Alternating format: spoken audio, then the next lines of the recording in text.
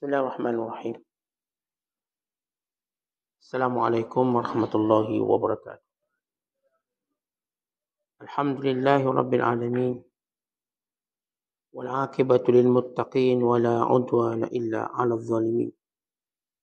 Asyhadu an la ilaha illallah wahdahu la syarika lah. Wa asyhadu anna Muhammadan 'abduhu wa rasuluh. Allahumma salli wa sallim wa barik ala sayyidina Muhammad wa ala alihi wa sahbihi ajma'in wa ba'du. Qala al-musannifu rahimahullahu ta'ala wa nafa'ana Allahu bihi wa bi'ulumihi fid dharain amin.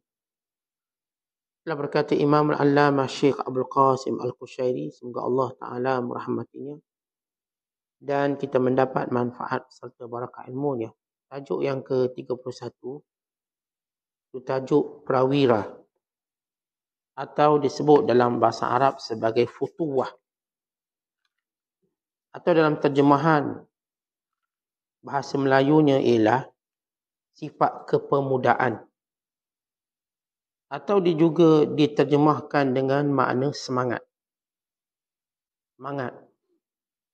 atau juga diterjemahkan dengan makna marwah, atau juga diterjemahkan dengan makna keberanian, keheroan. Ini futuwah. Disebut dalam bahasa ini oleh kerana terjemahan Indonesia disebut prawira. Dalam bahasa Melayu, futuwah ini maknanya keberanian, keheroan, atau memberi maksud kepemudaan, atau memberi maksud semangat, atau memberi maksud kemarwahan. Dalam kondisi futuwah, sebelum kita memulakan mukaddimah yang disebut oleh Imam Abdul Qasim Al-Qushayri, futuwah ini mempamerkan akhlak yang luar biasa, mempamerkan kepribadian yang luar biasa. Para ulama membahagikan akhlak itu kepada 3 jenis. Ini akhlak yang baik.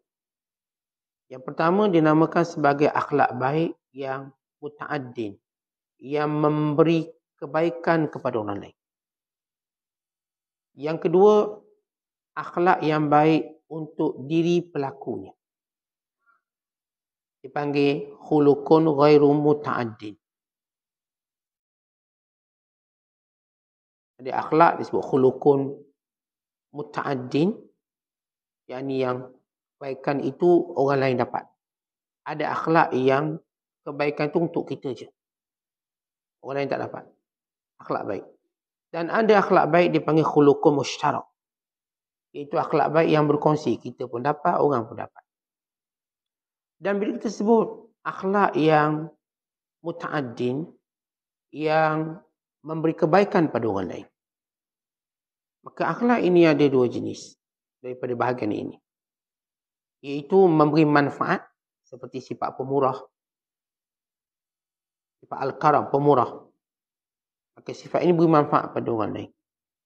Atau menyekat mudarat, seperti as-safhu an atharatil ikhwan, memaafkan orang lain, tidak berdendam dengan orang lain.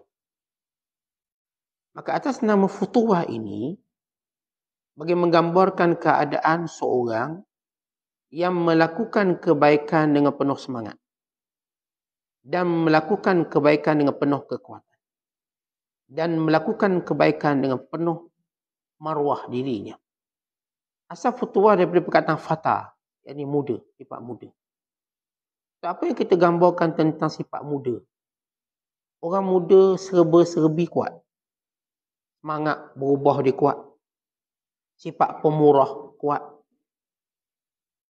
sifat menuntut ilmunya juga kuat, berbanding orang yang tua. Orang tua ni kedekut, orang tua kebanyakan. Orang tua-tua macam tuan-tuan ni semua pemurah, kebanyakan orang tua kedekut. Tua-tua ni biasa penakut, tua-tua biasa tak nak berubah. Macam ni tak nak pergi kuliah, pas kuliah sampai mati tak nak pergi, tak nak berubah. Tua-tua biasanya orang yang lemah semangat. Tapi bila kita sebut muda, ia satu gambaran perubahan. Paling ditakuti oleh mana-mana pemerintah bila pada pemudanya berubah. Kerana yang akan menaikkan dan menurunkan kerajaan itu orang muda. yang akan mengetuai perubahan tu orang muda. Bila Nabi SAW dalam era dakwah Rasulullah, Nabi berjaya mengambil golongan pemuda. Ini Umar Khattab, umurnya 27 tahun ketika mana memeluk Islam. Umur muda. Ini Ali bin Abi Thalib, Sa'ad bin Abi Waqqas, Uthman bin Affan. Kesemua mereka ialah pada usia 40 tahun ke bawah. Termasuk Abu Bakar As-Siddiq, yang ketika itu berusia 38 tahun. Ketika mana beliau memeluk Islam, pada Rasulullah berusia 40 tahun. Ini beza lebih kurang 2 tahun. Umar 27 tahun, Sa'ad bin Abi Waqqas, dan lain-lain para sahabat, Ammar bin Yasir, Suhaib, Ar-Rumi. Mereka ialah golongan-golongan muda. Yang lawan dia geng-geng tu, Abu Jahal, Abu Lahab, Abu Sufyan, Haris bin Nadar.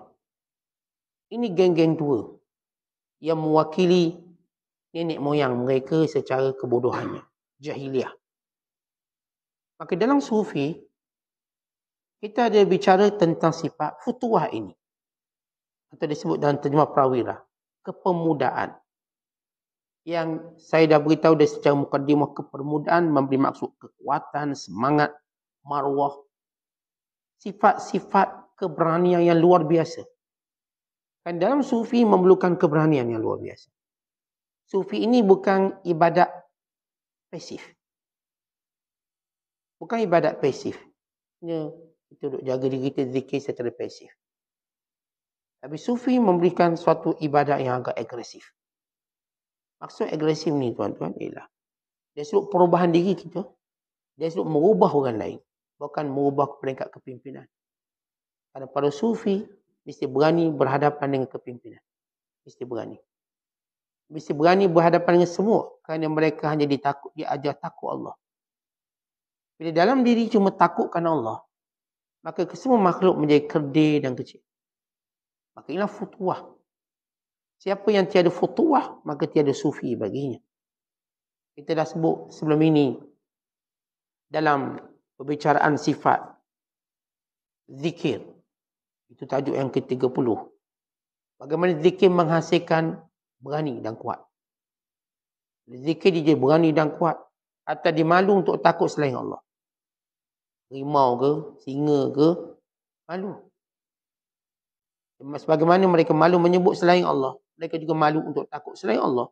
Mereka juga malu untuk berharap selain Allah. Bergantung selain Allah.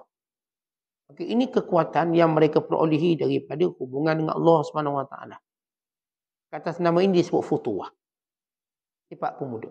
Dalam perbicaraan, dalam mustalah atau istilah ini, pada bidang-bidang ilmu yang lain, mereka lebih lihat kepada futuwah ialah satu marhalah, satu peringkat. Period manusia. Kita ada zaman kanak-kanak. Kita ada zaman remaja. Kita ada zaman tua.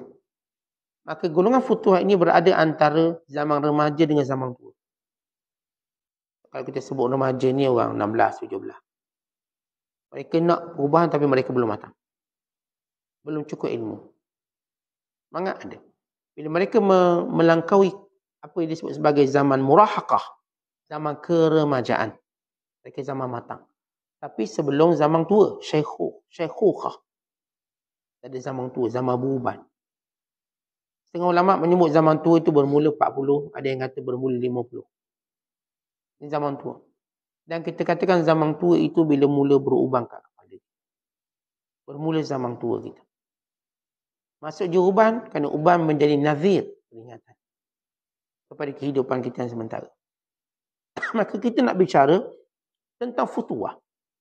Bagaimana semangat kepemudaan, bagaimana semangat keberanian, bagaimana semangat perubahan, bagaimana semangat kemarwahan ini atau keheroan ini ingin memberi kebaikan kepada semua, pada diri mereka dan orang sekeliling mereka. Pengarang kita memulakan dengan firman Allah Ta'ala. Innahum fityatun amanu bi rabbihim wa zidnahum huda. Surah Al-Kahfi ayat 13. Sesungguhnya mereka lah pemuda-pemuda yang beriman kepada Tuhan mereka. Dan kami tambahkan kepada mereka petunjuk. Bila Allah Ta'ala dalam Quran menyebut perkataan muda, iaitu fata atau fityah jamak dia. Fata seorang pemuda. Fityah pemuda-pemuda. Daripada makna perkataan orang muda, pemuda-pemuda ialah futuah, kepemudaan. Yang melahirkan semangat berani berubah. Semangat untuk berani memberi kebaikan pada orang lain. Pemurah, tak kedekut. Seperti saya sebut tadi, orang yang muda jiwanya lebih berani untuk pemurah berbanding orang tua. Orang muda lebih berani mencuba benda baru berbanding orang tua. Orang tua ni, dia walau dah berjaya, dia nak cuba benda baru, dia dah takut. Umur dah habis, dah tak berani dah. Orang muda dia berani. Maka Allah memuji satu kelompok pemuda yang berani buat perubahan, meninggalkan agama berhala, meninggalkan kesyirikan, meninggalkan raja yang mengaku sebagai Tuhan, mengaku wakil Tuhan, meninggalkan masyarakat yang rosak, bahkan meninggalkan jawatan, kekayaan, kemewahan mereka untuk beriman pada Allah. Kerana sifat beriman ini memerlukan keberanian. Maka Allah memuji pemuda-pemuda yang berani, yang sanggup buat perubahan. Walhal zaman muda, zaman nak mewah, zaman nak kaya, zaman nak menunjuk, nak show off, zaman muda lah. Muda zaman di mana peperangan hawa nafsu begitu hebat. Untuk memiliki, menguasai, untuk menjadi popular. Tiba-tiba Allah memuji pemuda yang memilih jalan Allah. Meninggalkan syahwat dunia dan kemasyhurannya. Meninggalkan kebiasaan masyarakat dan adat serta kesyirikannya kepada tauhid Allah Subhanahu Wa Taala. Pengesaan Allah Taala. Maka Allah menyebut innahum fityatun, mereka benar-benar pemuda. Jadi benar-benar berani. Amanu bi rabbihim, keberanian yang menjadikan mereka beriman pada Allah. Jadi kita katakan beriman pada Allah perlukan keberanian. Bukan melaksanakan, menterjemahkan iman perlukan keberanian. Ada kita melawan syirik, melawan kekufuran, melawan hawa nafsu, melawan syaitan yang menunggang manusia-manusia jahil. Lalu kita melawannya. Dan senantiasa kebaikan itu bersendirian. Dan kejahatan itu dengan dokongan dan sokongan. Disebut je kebaikan, dia ialah kesendirian yang perlukan kekuatan. Nabi SAW, bukan Nabi-Nabi SAW, memulakan dakwah dengan bersendirian. Seorang-seorang. Orang mengajak orang jahat, dia tak mula seorang-seorang. Dia datang bagaikan ombak kejahatan yang mengempuh semua kebaikan. Tapi kebaikan ini dimulakan oleh seorang. Seorang bernama Nabi dan Rasul. Melihat masyarakat yang rosak. Ini Nabi Nuh seorang. Ini Nabi Hud. Ini Nabi Lut. Ini Nabi-Nabi SAW. Ini Ibrahim.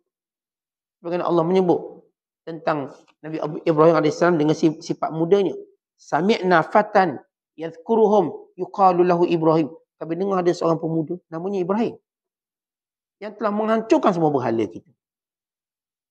Artinya ceritanya orang muda. Dan ceritanya seorang. Sebab orang muda dengan seorang dia berani. Maka Allah Ta'ala memuji sifat kepemudaan ini. Supaya walau kita tua, sifat kepemudaan ada.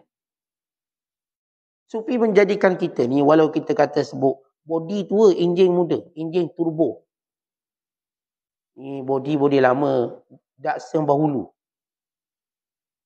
Datsun 130 Bahulu. Orang kampung saya panggil Datsun Bahulu. Tapi enjin dah tukar, turbo. 4000 cc. Kau tahu dia bergerak macam mana? Body tua, enjin muda. Inilah sufi. Tuan-tuan nampak tua, dia ada futuah, semangat untuk qiyamul lail, semangat untuk puasa, semangat untuk baca Quran. Walau tua, semangat dalam menuntut ilmu, semangat dalam berzikir. Tuan-tuan tua adalah ibu segala alasan. Maka semua orang cakap, Ustaz, tua dah, Ustaz, nak belajar buat apa tua-tua? Buat malu je. Belajar Quran buat apa? Buat malu cucu, Ustaz. Tua-tua nak kelek kitab macam budak sekolah, malu korang.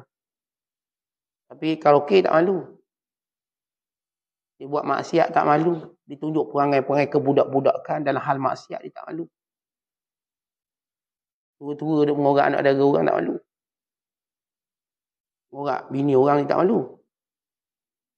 Buat maksiat dia tak malu. Tapi bila cerita dia ketaatan, maka datang ibu segala alasan. Tua, Ustaz, tak boleh lah. Kata, jomlah kita nak pergi sini untuk tempat baik-baik. Oh, tua, tak larat.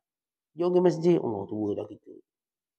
Maka sufi ni, saya kata nak ubah hinjing kita.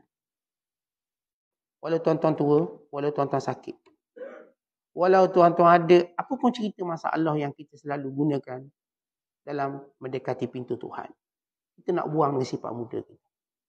Walau sepun saya tua, ya bagaimana saya ke depan. Dan ini yang Rasulullah didik sahabat-sahabat. Walau buta, pergi perang.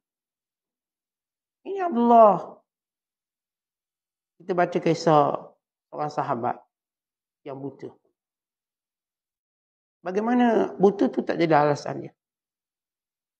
Ini sahabat yang tempang. Macam kita baca kisah Amr bin Jamuh. Tempang tak jadi alasan dia. Ini sahabat yang tua lagi sakit. Abu Ayyub Al-Ansari. Pergi perang nak tawan Konstantinopel. Walah, dia umur 80-an. Heret masuk. Tak dalam stretcher. Dalam usungan. Pergi. Dan siap wasiat tolong tanam aku. Di pinggir, di tepi kota Konstantinopel. Supaya kamu ada alasan untuk datang balik nanti. Tanamku kat situ. Ya, ditanam di tempat untuk membakar semangat orang Islam. Supaya datang balik. Dia tak kata tanamku kat Mekah. Kat Mekah. Itu dia melihat kepentingan peribadinya. Tapi dia melihat dari sudut. Bagaimana dia mampu menyalakan obor keberanian ummah. Tanam aku dekat dengan kota Konstantinopel. Tepi tembok. Supaya kamu ada alasan nak datang. Ada kubur orang Islam situ.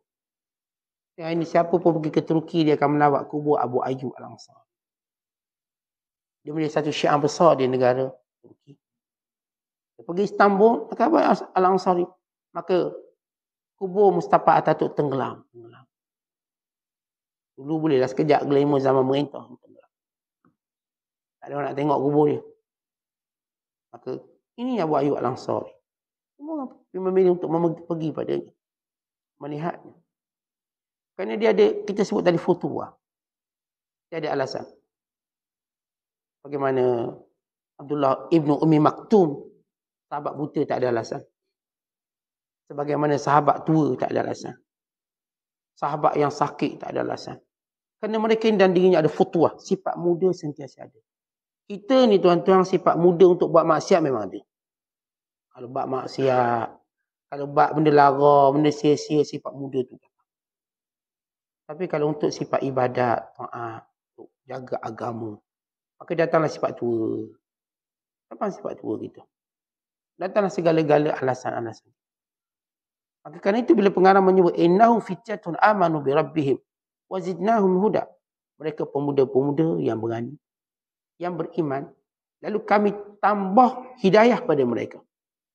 Dan kita dah sebut dalam hadis kursi disebut, hamba Allah bila mendatangi Allah dalam keadaan berjalan, Allah datang padanya berlari. Dia datang pada Allah sejengkal, Allah datang kepadanya sehasta. Maksudnya, bila seorang hamba itu buat baik, Allah Ta'ala akan campakkan lagi ilham untuk dia buat baik lebih banyak. Kalau hamba ni nak dekat dengan Allah sikit, Allah akan tarik dia untuk dekat banyak. Masalahnya kita rasa, ini saat nak jadi pemurah sikit lah, nak derma lah RM1. RM1 lah mula. Kita punya mukaddimah kebaikan, derma lah sikit. Akhirnya hati terdetik, kenapa RM1? Baik RM10. Once kita niat nak buat baik, Allah lambakkan kebaikan tadi dengan lebih banyak. Kita asalnya nak tolong seorang ni, alang-alang tolong seorang, baik tolong 10 orang terus. Dia datang keinginan tadi. Walau niat pertama satu je. Akhirnya dia bercambah. Niat kita, saat nak berubah dah, saya nak pergi dah kuliah seminggu sekali. Lagi seminggu sekali. Dah dia niat, korban niat seminggu sekali. Dek kebaikan dia niatkan, maka akhir dia rasa, seminggu tak cukup lah, saya nak buat 2 kali. Akhir 3 kali, akhirnya dia istiqamah setiap hari. Dia bermula dia niat lagi sekali. Sebab itu tuan-tuan, kebaikan ini menghasilkan rahmat Allah Ta'ala. Setiap kali kita buat kebaikan, maka datang rahmat Allah. Yang akan mengajak kita untuk terus buat baik. Lalu akhirnya kita pun sibuk dalam kebaikan. Ialah langkah kebaikan. Selangkah lakukan kebaikan. Maka akan diikuti langkah-langkah berikutnya dengan pertolongan Allah. Langkah pertama dengan niat dan azam kita. Langkah kedua, ketiga ialah rahmat Allah pada kita. Jadi tuan-tuan tengoklah ada orang, dia nak jadi baik. Dia pun letak baik dia, ala kadar lah. Tapi Allah angkat dia sampai menjadi wali. Niat dia nak jadi baik ala kadar, asal tak merompak, sudah dah. Bagaimana Fudail bin Iyad? Akhirnya dia angkat menjadi wali. Asalnya sebagaimana Ibrahim bin Adham tak nak lalai lah. Ini jawatan raja ni macam lalai sangat letak jawatan. Cari kebenaran. Akhirnya Allah angkat namanya. Allah angkat ilmunya. Seperti Zannun al-Misri dan lain-lain tokoh-tokoh yang banyak. Yang asalnya dia bukanlah tak ada pun cita-cita nak jadi walinya. Cukup untuk buang kelalaian daripada hawa nafsu, daripada dunia, daripada mainan syaitan. Dan daripada perkara-perkara yang dikeji ataupun dimurkai oleh Allah. Tapi niat dia betul. Dia berubah jadi baik. Asal niat nak pakai tudung je kalau perempuan. Niat pakai tudung dah. Dah tahu, dah dengar lama, wajib tutup aurat. Tapi dengan niat tutup tudung, mengubah untuk dia buat lebih baik pada tu. Bukan tudung je ditukar. Cara pakaian, cara perjalanan, cara pergaulan, cara perbualan. Maka inilah rahmat Allah. Niat untuk dia buat kebaikan, rahmat Allah yang menyempurnakannya. Sebab itu kita selalu sebut, kerja kita mulakan, Allah sempurnakan. Tuan-tuan mulakan, Allah akan sempurnakan. Saya mulakan nak buat satu sekolah, biar orang dapat ilmu agama. Allah akan sempurnakan. Saya mulakan buat pergi makan lah orang-orang gelandangan. Allah sempurnakan. Saya mula nak jadi baik. Allah sempurnakan. Saya mula nak belajar Quran. Allah sempurnakan. Saya mula untuk berjinak-jinak dengan ilmu. Allah sempurnakan. Dan bagaimana syiar ini terus menjadi pegangan orang beriman. Kita akan mulakan kebaikan ini. Kita lihat umat Islam di Palestin. Mereka mulakan kebaikan dengan perjuangan. Allah akan sempurna. Umat Islam akan menang. Watak yang ditunjukkan oleh mereka dengan perubahan daripada 48. Daripada Am-Nakbah tahun 47. Dengan Am-Intifadah tahun 87. Sehingga kebangkitan demi kebangkitan. Allah sempurnakan. Akhirnya mereka dalam perjuangan mereka makin sempurna. Makin sempurna. Dulu mereka berjuang orang pun tak pandang. Hari satu dunia tengok. Kerana Allah sempurnakan nama kemuliaan mereka dan sebagainya. Sebab itu ini syiar kita. Kita mulakan. Allah sempurnakan. Tetapi bila kita baca sejarah pembukaan kota Konstantinopel, dia bukan bermula daripada Muhammad Al-Fatih. Muhammad Al-Fatih ialah orang yang Allah jadikan sebab penyempurnaan itu. Dia dimulakan sebelum ini. Yang pertama menyerang kota Konstantinopel ialah Yazid bin Muawiyah. Tahun 41 Hijriah. Atau sekitar tahun 60 Hijriah. Ketika Muawiyah naik jawatan khalifah dalam tahun penyatuan 41 Hijriah dengan tanazulat atau tolak ansur Hasan bin Ali radhiyallahu taala anhuma, ambillah jawatan ni satu kaum Islam. Dan jangan balas dendam orang yang pernah menentang kamu. Ini perjanjian. Muawiyah mengambil tugas ini. Menyerahkan pada anaknya Yazid bin Muawiyah untuk buat sesuatu. Maka Yazid mengumpulkan bala tentera termasuk sahabat Rasulullah menyerang Konstantinopel. Mereka memulakannya. Lalu Allah sempurnakan dengan Muhammad Al-Fatih. Dia bukan Muhammad Al-Fatih start. Muhammad Al-Fatih menyempurnakan. Tentang kita menyempurnakan kebaikan yang kita buat hari ini. Barangkali anak kita akan sempurnakan dengan kehendak Allah Ta'ala. Kita start belajar ni, ABC bertatih. Allah jadikan anak kita pula ulama. Tapi kita yang mulakan. Kerana benih tu mula daripada kita. Kan banyak mana ni nenek moyang kita memulakan benih-benih pohon-pohonan di tanah. Sampai kat kita sempurna dapat makan buah-buah.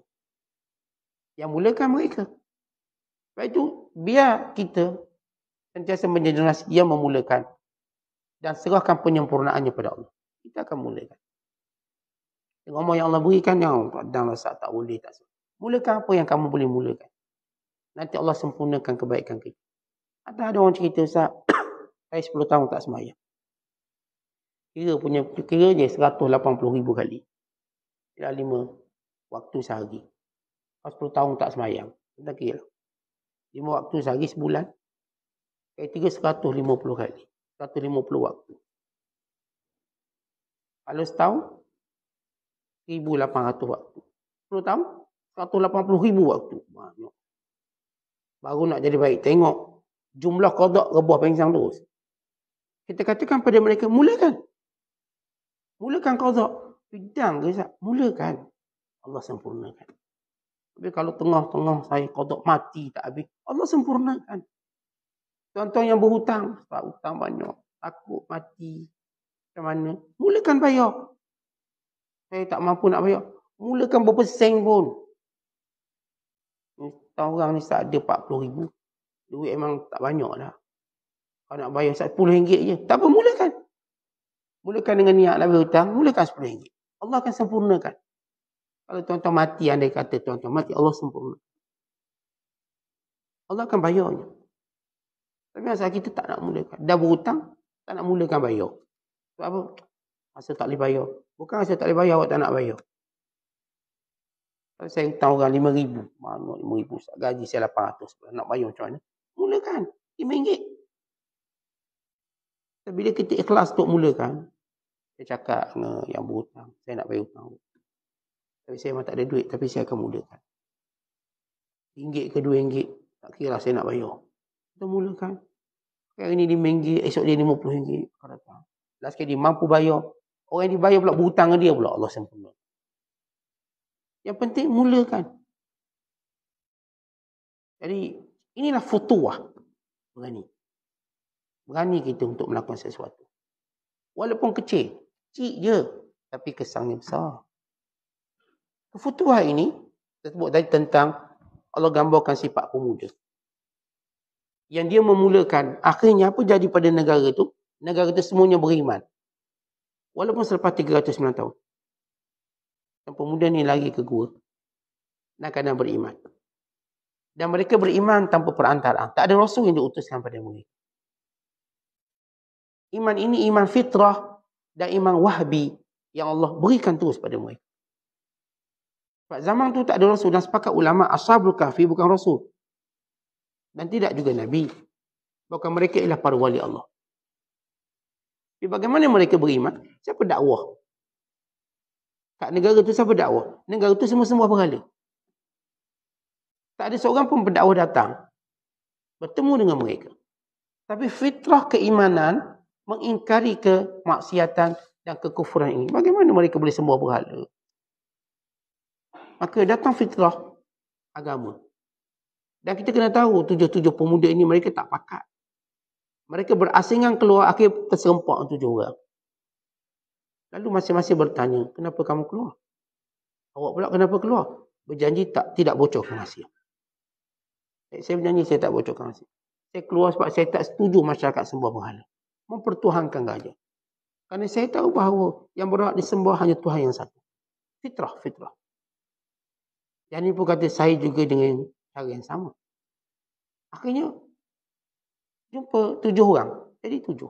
Bukan mereka 7 orang ni pakat keluar dari kota. Keluar seorang-seorang. Mereka bertemu. Dan mereka menyatakan benda yang sama. Keimanan kepada Allah. Dalam perjalanan terserempak pula dengan anjing. Oleh kerana mereka tahu, takut jejak mereka diketahui. Lalu mereka halau anjing ni. Jangan sampai jejak mereka diketahui kerana sebab anjing kan sifat dia menyalak. Menyalak tahu. Tapi anjing tak nak. Tak mau meninggalkan mereka, mereka ikut.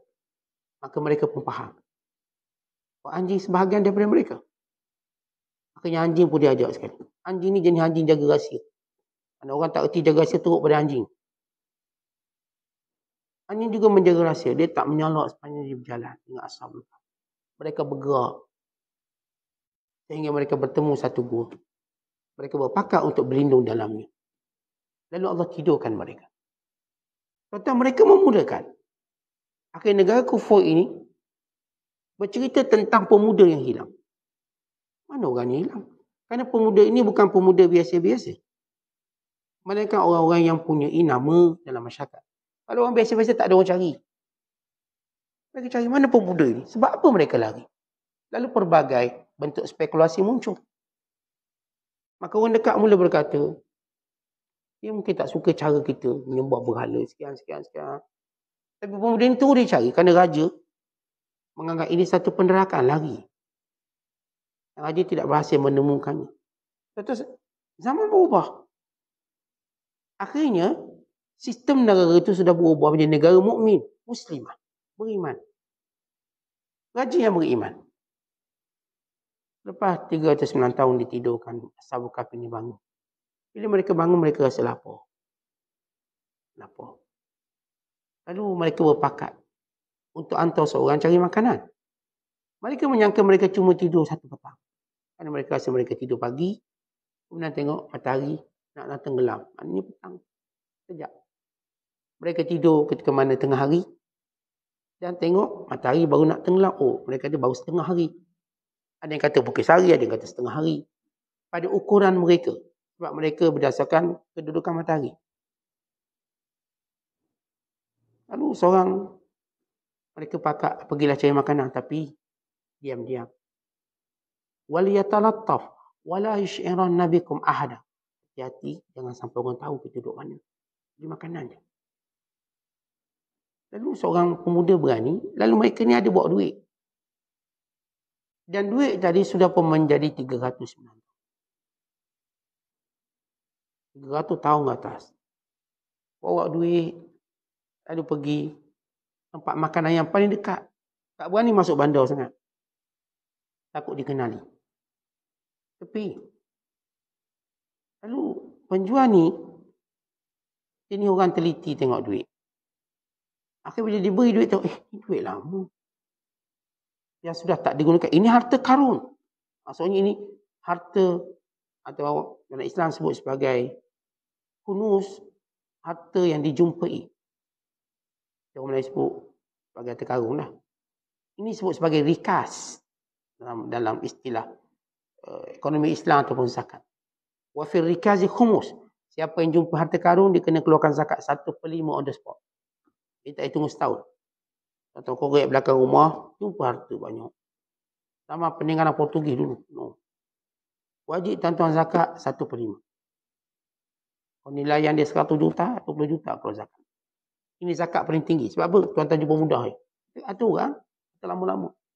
Bila harta lama-lama, tak ada lagi tuang yang perlu kita announcekan dia, maka dia anggap sebagai harta milik orang yang jumpa.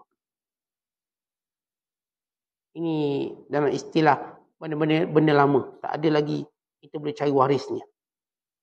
Maka dia anggap pemilik. Yang jumpa itu hak dia. Maka negara tu buat undang-undang. Siapa jumpa harta karun, dia kena maklumkan pada negara, kerana negara telah menjadikan semua penemuan ialah milik negara. Macam kita kat Malaysia. Semua penemuan ialah milik negara. Minyak ke. Mereka tuan-tuan senyap-senyap. Tapi kau tahu salah. Kita jumpa je tu milik negara. Kita diberilah sikit sumbangan sagu hati. Kita tak boleh ambil. Kalau kita jumpa, kalau tuan-tuan jumpa wang-wang zaman lama dulu. Tak jumpa zaman ni, para maiswara punya ni. Tuan-tuan buka mulut, polis pun datang. Itu hak negara. Ia telah diundang-undangkan. Undang-undang ni bukan baru, lama dah. Negara menganggap semua tanah harta dijumpa hak negara. Lalu kata penjual ini, sama ada aku adukan pada raja, atau kamu beritahu supaya kita dapat berkongsi harta. Kata lelaki ni, mana ada jumpa, itu duit saya. Itu duit saya. Kan dia orang benar. Lalu peniaga ni berputus asa untuk dapat tahu mana tempat dijumpa. Supaya dapat kongsi, tak payah beritahu raja. Akhirnya dia pun report raja. Maka sampai pada pengetahuan raja. Lelaki ini bertahan untuk mengatakan duit dia. Akhirnya sampai peringkat, ditanya namanya, maka mula berkembang plot ceritanya. Maka raja yang beriman ini kata, kami semua dah beriman. Dan kami tahu tentang ini. Dan kami telah tulis nama ini sebagai satu bentuk tugu negara. Mereka buat rokim. Rokim ni tuan-tuan dipanggil macam satu batu bersurat. Jadi dia nama orang-orang yang hilang. Dan mereka mulia ini, mereka diabadikan nama mereka. Tapi bukan buat berhala. Ini disebut sebagai rokim. Disebut nama. Maka dia menyebut nama saya ni. Dan ini nama kawan saya. Raja kata, jom. Kita jumpa kawan awak. Lalu mereka pun sampai dekat gua. Lalu kata pemuda ini, boleh tak? Aku jangan masuk. Saya bimbang nanti dia salah erti, dia kata saya SB. Saya ni mata-mata. Saya dah ambil rasuah. Biar saya jelaskan dulu pada kawan saya. Aku jangan masuk. Biar saya jelaskan dahulu. Maka bila mana dia masuk dan dijelaskan, maka Allah tidurkan lagi mereka. Suruh tidur. Tengok ulama menyatakan dimatikan. Mereka dimatikan semua. Kerana cukup mereka mengetahui tentang pemuda yang kuat iman, yang sanggup meninggalkan jawatan buahkan negara. Sanggup duduk dalam gua yang tiada hamparan yang enak, yang tiada keselesaan demi untuk menjaga agama. Supaya semua orang faham. Contoh bila kita nak jaga agama, jangan mengharapkan keselesaan. Ya, kalau dapat keselesaan, alhamdulillah. Tapi kalau tak dapat, tetap pertahankan agama. Itulah nilai agama. Mengatasi segala habuan dunia. Akhirnya raja ini mengarahkan, jangan orang usik. Lalu kita bina masjid di sini. Agar memperingati Ashabul Kahfi. Jangan seorang pun usik. Tempat mereka tidur, jangan diganggu. Maka dibina masjid. Ini cerita pemuda, dia mulakan. Walaupun dia cuma mula dengan melarikan diri. Tapi cukup untuk mengubah negara ni. Menjadi negara beriman. Maka Allah Ta'ala memuji pemuda-pemuda ini. Kemudian disebut dalam hadis. La yazalullahu ta'ala fi hajatil abdi. Madamul abdu fi hajati akhihil muslim. Allah sentiasa hadir dalam keperluan hambanya. Selama hamba itu dalam keperluan, pemenuhan keperluan saudaranya yang muslim. Hadis yang kedua. Supaya orang beriman sentiasa memikirkan manfaat untuk orang lain, bukan untuk diri mereka. Inilah futuwah yang disebut isar. Iaitu bila Rasulullah menyatakan Allah akan memenuhi keperluan hamba yang memenuhi keperluan hambanya yang lain. Sekarang kita, jiwa kita ni bersifat selfish ni. Keakuan, anak, kita sebut ananiyah atau sifat keakuan. Kita cuma fikir untuk kita. Dan sifat perbandaran, urbanisasi membentuk watak itu. Kita duduk kondo, kita duduk apartmen. Sikap kita, saya tak nak peduli orang lain. Saya. Peduli susah orang. Tak nak peduli masalah orang. Kita. Maka sifat perbandaran membentuk perangai macam tu. Manakala dia ada agama. Walau duduk kondo, walau duduk apartmen, walau duduk banglo, walau duduk atas bukit. Dia ada agama. Maka dia mengetahui, bila mana dia tolong orang, Allah tak akan sia-siakan pertolongannya. Bahkan Allah beri jaminan, Allah akan tolong dia. Tetapi bila kita niat nak tolong orang, maka Allah bantu kita untuk menolong orang tu, dan Allah selesaikan masalah kita sekali. Bahkan dalam kaedah kita mau ditolong, tolong orang lain. Tak, saya ni susah, tak ada orang nak tolong. Awak tolong orang lain. Saya nak tolong orang lain macam mana, saya pun minta dia tolong. Tak, awak cari orang yang dia lebih rendah pada awak, supaya awak bersyukur untuk tolong dia. Kita duk cerita kita ni tak cukup, Ustaz. Dia lah 10,000 nak start bisnes, susah lah. Saya modal. Dia dah ada. Macam kita ada orang susah, dia cuma nak RM5 je makan hari ni. Tak bagi RM5 tak cukup lah, RM5,000 saya nak RM5,000. Kita beri, tolong dia, Allah tolong kita. Kita pun tolong lah orang. Lalu disempurnakan. Kata bila hari ni, banyak orang buat apa ni, eksperimen, sosial eksperimen. Lagak orang miskin, tolong kami. Orang puri lah RM1. Dia beri balik RM1,000. Sebab benda tu bukan cara yang diterjemahkan sebagai sosial eksperimen dia buat oleh untuk mereka penuhi konten dalam sebagai YouTuber, sebagai influencer. Sebenarnya itulah hakikat. Itulah hakikat. Bila mana kita tolong orang, saudara kita, Allah akan tolong kita dan memenuhi hajat kita. Supaya tidak ada seorang pun merasa ragu-ragu, was-was untuk menolong orang. Inilah futuwah. Berani untuk tolong orang. Saya katakan bila saya nak tolong orang, saya fikir diri saya. Saya naik kereta, tengok orang pancit tayar tepi jalan. Ni kalau berhenti lambat lah saya. Saya ni ada mesyuarat. Mesyuarat ni. Atau saya ni ada interview. Berhenti lambat tak dapat kerja. Saya fikir tak apalah. Kalau rezeki saya pun tolong. Berhenti, pergi tayar. Rupanya itulah yang tukar interview saya. Misalnya. Realitinya. Kalau bukan dia sekalipun, sebab itu kita mungkin dapat kebaikan. Kita siapa orang nak berhenti tolong orang? Sebenarnya dia. Pandai-pandai zaman dia telefon dia call lah siapa-siapa. Dia tak tahu bateri dia kong ke, kredit dia habis ke, telefon dia rosak ke. Kita tak tahu. Kita hari ni, kalau orang tu susah, pandai-pandai lah orang yang tolong. Adalah orang tu. Kita tidak bersifat futuwah. Kenapa tidak kita? Kerana futuwah juga kita terjemahkan dengan sifat keheroan. Contoh kalau tuan-tuan cerita hero, apa maksud hero? Tuan-tuan kan selalu tengok cerita macam ni. Hero tu apa? Hero maknanya orang paling ke depan dalam memberi pertolongan pada orang. Tengok kereta masuk air, dia pertama terjun. Sampai dia pun lupa dia tak kerti berenang. Tapi semangat dia untuk tolong. Dia tengok sesuatu, dia terus nak menjadi orang pertama. Ingat dia futuah. Kita tak apalah, adalah tu orang derma, adalah orang tolong. Kenapa bukan kita? Kenapa kita sebut ada orang? Kenapa tidak kita yang menolongnya? Tak apa Ustaz, nanti adalah orang lawan orang zalim tu. Kenapa tidak kita yang lawan orang zalim? Kenapa kita tidak mau memulakan kebaikan daripada kita? Kita sentiasa kata, biar adalah orang tu, adalah orang tu. Tengok ni, orang nak iftar Ramadan misalnya. Tak apa, adalah orang bagi tu. Kenapa tidak kita?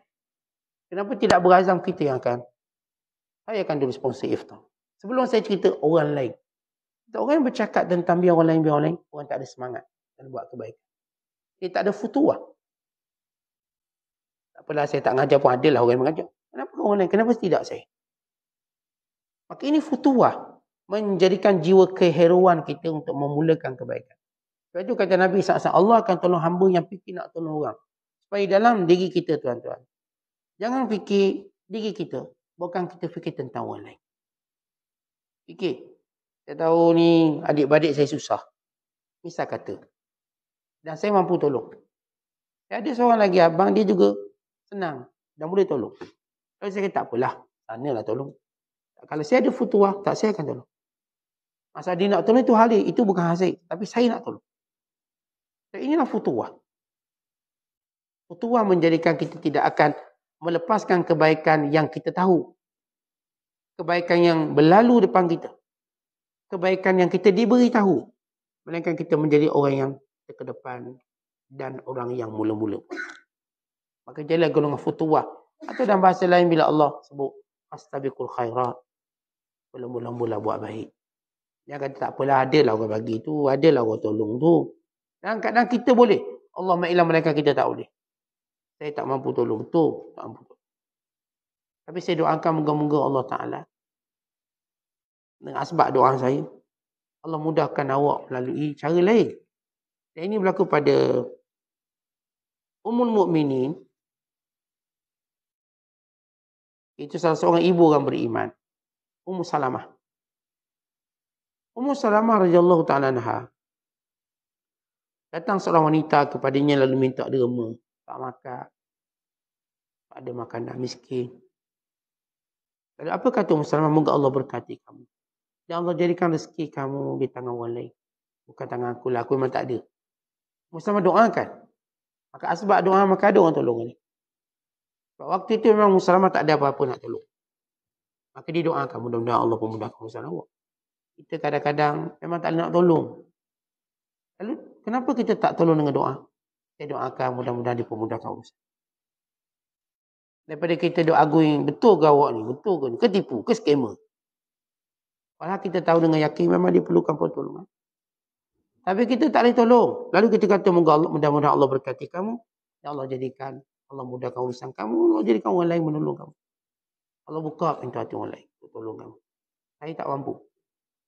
Ini asas futuah. Kata Syekh Abdul Qasim, asas sifat futuah atau pemuda yang satria, pemuda yang kuat, adalah keberadaannya yang sentiasa dalam urusan saudaranya. Futuah maknanya kita sentiasa bersedia untuk urusan saudara kita.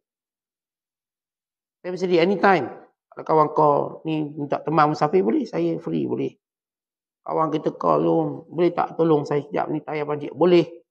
Kawan kita call misalnya, kalau hari ni call lah, mesej kita. Boleh tak tolong ambil anak saya kebetulan ni. Urusan, boleh, saya boleh. Kita sentiasa bersedia untuk urusan orang lain. Bukan sentiasa sedia untuk cari, bersedia untuk sembang keaiban orang lain. Ada orang aib apa-apa, cakap dengan saya bersedia cakap aib orang lain. Kan? Bersedia untuk khidmat pada orang lain. Kita bersedia. Baik namanya adik-beradik kita, baik saudara kita, baik kawan kita, baik jiran tetangga. Saya orang bersedia. Kalau mereka perlukan pertolongan, saya seadanya, seusahanya untuk mewujudkan diri saya. Maka ini dimaksudkan dengan makna futuah. Sentiasa khidmat dengan orang lain. Kemudian kata Abu Ali Daqqaq, kesempurnaan akhlak semacam ini tidak akan dimiliki melainkan Nabi SAW. Baik, dengan bahasa lain, futuwah inilah satu bentuk akhlak. Akhlak futuwah tak ada orang sempurna melainkan Nabi SAW. Ketika Nabi-Nabi lain, ketika orang-orang lain berkata diriku, diriku, diriku. Nabi SAW hari kiamat kelak berkata umatku, umatku, umat. Ummati, ummati, ummati. Kata Nabi SAW, dia tak fikir diri dia. Dia sentiasa fikir umat dia. Dan Allah memujinya dengan firman-Nya, laqad ja'akum rasulun min anfusikum azizun 'alaihi ma anittum harisun 'alaikum bil mu'minina raufur rahim. Datang kepada kamu rasul di kalangan kamu yang merasa berat apa yang menimpa kamu, yang sentiasa ingin memberi manfaat kepada kamu dan kepada orang beriman, amat pengampun dan amat penyayang. Nabi SAW disifatkan oleh Allah, apa yang menimpa orang lain dia masalah Rasulullah. Dek Nabi nak tolong, dek Nabi nak bantu orang ni. Dan Nabi SAW sentiasa fikir kebaikan untuk dikongsi. Kata kita ni kalau dapat sebaku rambutan, bukan fikir nak pelahak seorang. Apa muntah tarik kita. Saya fikir nak beri siapa rambutan ni. Oh, jiran sebelah, jiran dua belah, bla bla bla semua. Kita dapat sikit. Dapatlah buah durian 3-4 biji. Fikir nak beri siapa ni? Saya nak sebiji je. Yang lain saya nak beri korang. Dan ini futuwah. Dia bukan jenis kau dapat, aku nak belasah seorang ni. Oh, hantu durian. Bukan hantu durian, polong durian. Teruk ni. Makan. Akhirnya masuk ward. Gula naik. ICU. Aku kena buah pinggang terus. Itu golongan yang beza dengan golongan futuwah. Futuwah ni tuan-tuan. Bila dia dapat nikmat, dia pun fikir nak kongsi dengan siapa. Dia bertanya nak kongsi dengan siapa. Dia akan berfikir berkongsi. Kita dapat nikmat, nak simpan kat mana? Nikmat. Lepas tu ngaku tak dapat nikmat. Lalu kufur nikmat. Bukan awak baru dapat bonus. Tak ada, tak ada. Mana ada. Kan saya tahu ada. Kalau ada pun dah habis. Tepatnya habis. Baru tanya dah habis. Belum minta. Kenapa dia tak nak kongsi? Jangan cerita apa yang dia ada. Dia cuma cerita apa yang dia tak ada supaya orang simpati dengan dia. Dia tak nak simpati dengan orang. Awak baru dapat bonus 8 bulan. Dia tengok orang yang dapat bonus setengah bulan tu dia minta. Teman dengar kata dapat bonus setengah bulan, pinjam 100. Ya, awak baru dapat bonus 8 bulan. Kita habis dah. Tak. Ini bukan jiwa yang ada futuwah. Jiwa nak ambil kesempatan. Orang dia tak nak beri kesempatan kepada orang lain. Jadi orang futuwah ini, yang paling sempurna ialah Nabi SAW. Ketika orang berkata diriku, diriku, Nabi berkata umatku, umatku. Dan kalau kita nak mencontoh Nabi SAW, dia katakan bila Allah sebut dalam Quran, wa amma bi ni'mati rabbika fahaddits. Ada pun nikmat yang kamu dapat, ceritakan pada orang. Tentang kita cerita bukan nak bangga, cerita kita untuk berkongsi. Kalau saya berjaya, saya nak berkongsi rahsia kejayaan. Saya tak nak kedekut. Saya juga nak orang berjaya macam saya kongsi. Itu pemurah. Kalau orang tengok kerjaan saya nak berkongsi rezeki yang Allah beri pada saya. Maka ini orang-orang yang bersyukur pada Allah. Tandanya ialah bersedia berkongsi. Nanti kita lihat orang ni kalau dapat nikmat, dia tak mungkin seorang diri. Nabi SAW bila dapat sedekah, Rasulullah bagi pada semua sahabat sebab Nabi tak makan sedekah. Dan Nabi SAW sebagaimana diceritakan oleh Salman Al-Farisi, waktu menguji apakah dia Nabi ataupun bukan. Bila beri sedekah, Nabi SAW ambil. Nabi beri kepada orang lain. Dan bila Rasulullah diberi hadiah, dan Rasulullah memanggil sahabat-sahabat untuk kongsi dan bagi dia salah seorang. Kalau kita hadiah dah masuk muzium hadiah, itu dia punya. Rasulullah beri hadiah, Nabi kongsi semua. Bila sedekah, Nabi beri pada semua. Saya tak boleh makan sedekah. Kita lihat bagaimana watak Nabi SAW. Jadi kita kata Nabi tak pernah makan seorang. Kerana sifat futuwah menjadikan kita tak akan senang makan seorang. Saya nak makan dengan seseorang. Kalau saya perlu belanja orang ni untuk teman saya akan belanja. Ada orang tak makan seorang saja jimat duit. Makan seorang. Bini dia pun tak tahu dia makan seorang-seorang. Bini dia pun tak nak belanja. Jangan cakap. Ada orang tuan-tuan dia tak akan senang makan seorang. Ajak ni 3-4 orang sini makan. Kan dia ada futuwah. Ini Sa'ad bin Ubadah. Dia tak makan mereka dia dah jemput 70-80 orang untuk makan bersama. Khususnya ahli suffah yang duduk di masjid Nabi. Nabi Ubadah pun murah. Dia tuan kalau makan tak makan seorang. Dia suruh isteri dia masuk untuk 70 orang. Ini bukan kenduri. Kalau kita kenduri je 2 tahun sekali atau tunggu naik pangkat. Dia ini makan biasa. Makan biasa macam kita makan pagi, makan tengah hari, makan petang. Ini Sa'ad bin Ubadah bila masak, dia suruh isteri masak banyak sikit. Kenapa nak panggil orang? Panggil 70 orang. Esok masak lagi nak panggil 20 orang. Ini sifat futuah Sa'ad bin Ubadah radhiyallahu ta'ala anhu. Dan akhirnya anak dia, Qais bin Sa'ad bin Ubadah, ikut perangai ayah dia, pemurah. Dan kami tidak dapati keluarga sepemurah mereka daripada suku Khazraj. Bukan saya kata dia buat, macam kita buat jamaah setahun sekali tu okey lah. Hari raya rumah tu buka. Ini dia tiap-tiap hari rumah tu buka, bukan cerita raya. Hari-hari. Panggil orang ni makan. Dia tak mungkin makan seorang. Seronok dia. So, lagi ramai makan, lagi seronok. Allah berikan kebahagiaan. Ini disebut oleh Hasan Basri. Bila kami beri makan pada orang, kami kenyang sebelum dia kenyang. Kami rasa nikmat ni. Nikmat. Bila beri makan ke orang, kami kenyang dulu sebelum dia kenyang. Kami sendawa dulu. Sedap, seronok. Kami gembira dulu sebelum mereka gembira. Atau bila kita buat kebaikan. Kemuncak kebaikan tadi Allah jadikan kita menikmatinya secara rohani. Mereka menikmati secara fizikal. Kita beri orang miskin duit. Orang miskin ni gembira secara fizikal duit dia dapat. Tapi kita gembira secara rohani dengan apa yang telah kita buat kebaikan. Seronok hari ni gembira saya dapat. Kita beri makan seronoknya, beri makan kurang. Macam seorang ibu. Dia masak-masak. Dia siang ikannya. Dia lah ni dengan tangan bawang hanyir. Dengan sekian, dengan peluh semua. Dia masak. Atau dia lah makan tak, dia pun angkat. Tengok suami dia makan selera, anak dia makan selera. Rasa kenyang. Seronok masak. Awak tahu tak saya tak makan? Suami makan, anak makan. Seronok. Dia sentuh sikit je. Tu pun suami tak kasi, awak jangan biar saya perhabis dulu. Suami tu kan makan je. Sebab sedap sangat, dia pun bini dia pun tak boleh makan. Tapi itu gambaran bagaimana futuah menjadikan kita fikir orang lain. Kan kita berada pada zaman kita fikir kita je. Bukan fikir orang lain. Dalam kebaikan. Sebab itu bila disebut ada umat, tanda-tanda umat yang menang ialah umat yang berfikir orang lain. Fikir orang lain. Sehingga mereka ini saling bahu-membahu dalam kebaikan. Ini disebut oleh Allah, wa ta'awanu 'alal birri wat taqwa. Wa la ta'awanu 'alal itsmi wal 'udwan. Tolong menolong dalam perkara kebaikan dan ketakwaan. Jangan tolong menolong dalam perkara dosa dan permusuhan. Hari ini kita tolong menolong dalam bab bermusuh. Oh, itu kita tolong menolong. Tolong menolong dalam bab ukhuwah, persaudaraan. Kita banyak lebih suka untuk mengapungkan perbalahan kita. Benda kecil pun nak balas juga hari ini. Kita lupa untuk mencari noktah kebaikan untuk kita kongsi. Kita tetap nak cari perbezaan untuk kita besarkan. Berbalahlah kita hari ini dengan membunuh sifat futuah, menghadirkan sifat adawah. Adawah ni permusuhan. Futuah yang sentiasa fikir orang lain. Kebaikan apa yang saya hari ini boleh buat untuk orang lain. Kalaupun tak anak besar lah tuan-tuan.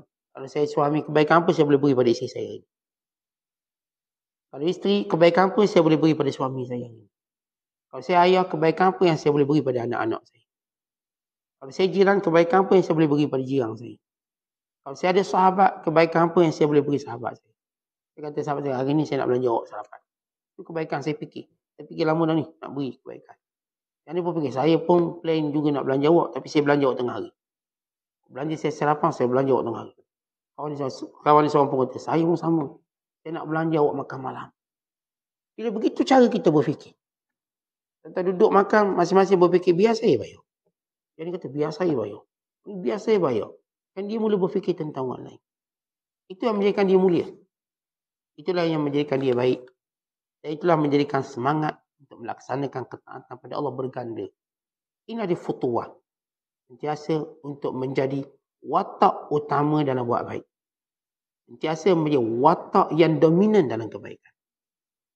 Bukan dalam kejahatan. Futuah memperbaharui nilai atau semangat ibadat kita. Tanpa melihat pada alasan. Baik kita tua, baik kita sakit. Baik kita terlambat ke, baik kita apa. Kita tetap berusaha untuk mendapat kebaikan-kebaikan yang dijanjikan. Ini wallahu a'lam bissawab. Assalamualaikum warahmatullahi wabarakatuh.